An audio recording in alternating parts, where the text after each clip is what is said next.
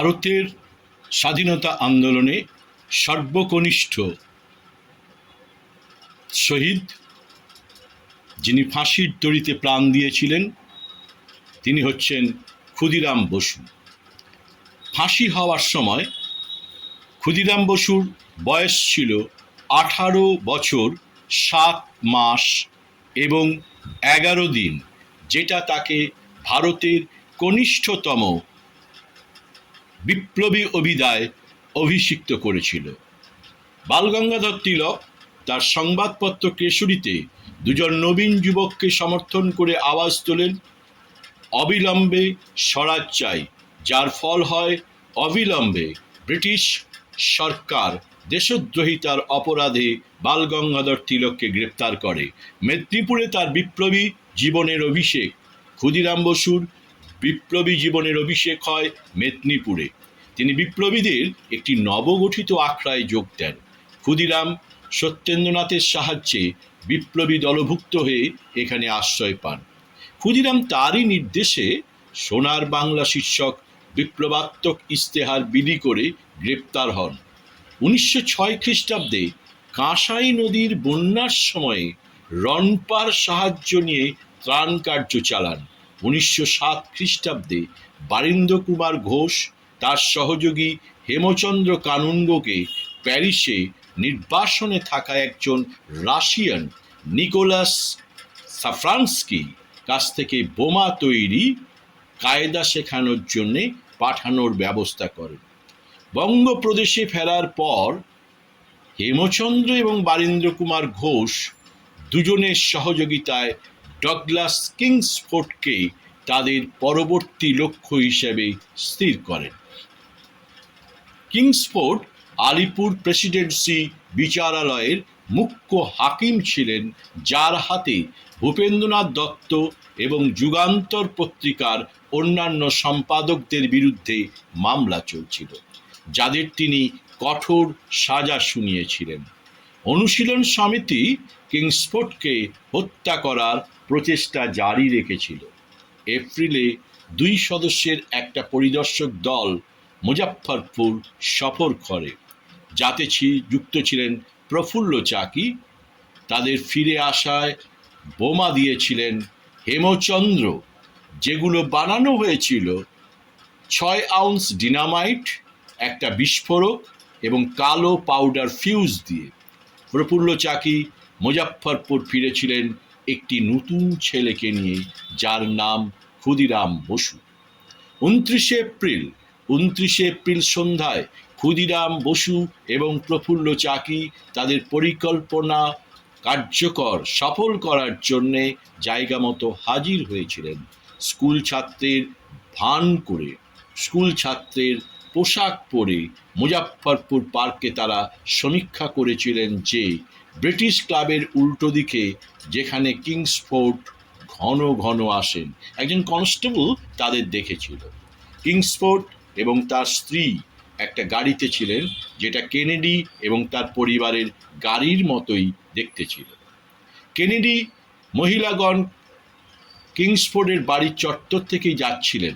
যখন তাদের গাড়ি ওই চত্বরের পূর্ব ফটকে পৌঁছায়, ক্ষুদিরাম এবং প্রফুল্ল গাড়িটার দিকে দৌড়ে যান এবং গাড়িগুলোতে বোমাগুলো ছোড়েন। একটা প্রচণ্ড বিস্ফোরণ ঘটে।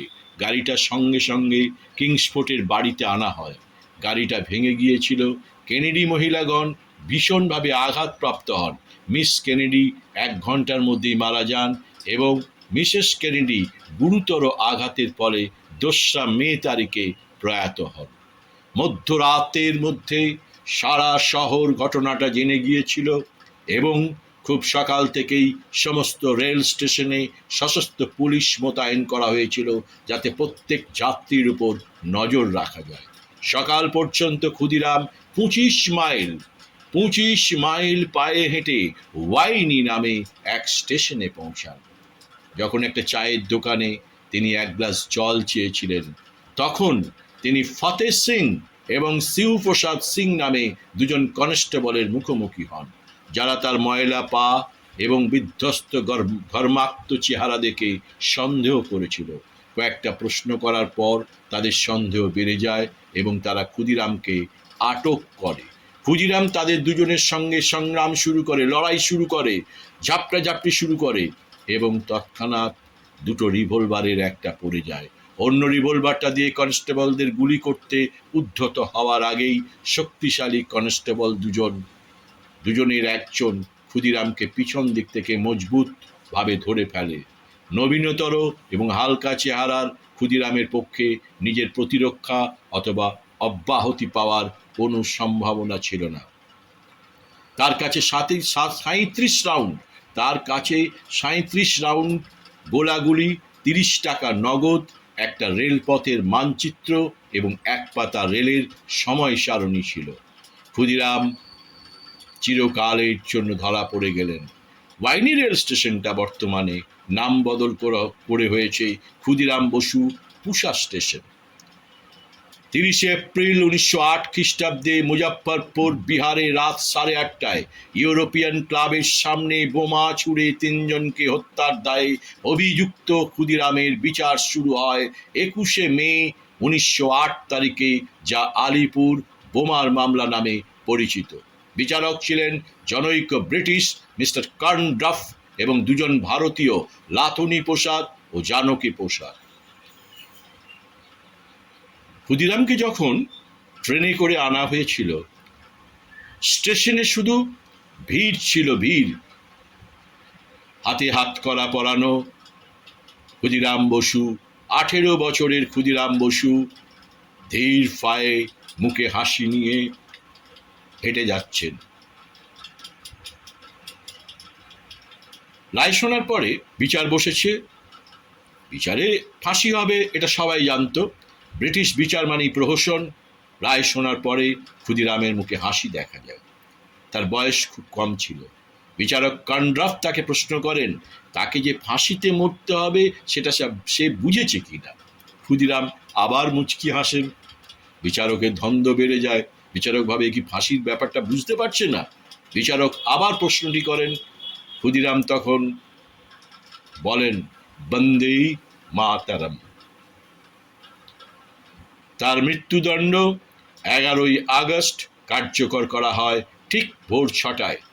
ফাঁসির মঞ্চে ওঠার সময় তিনি হাসি খুশি ছিলেন। জল্লাদেরা অবাক হয়ে যায়। 18 বছর বয়সের এক কিশোর কিভাবে হাসি খুশি থাকতে পারে? কয়েক সেকেন্ডের মধ্যে তার মৃত্যু হবে জেনেও এমন হাসি খুশি থাকতে পারে।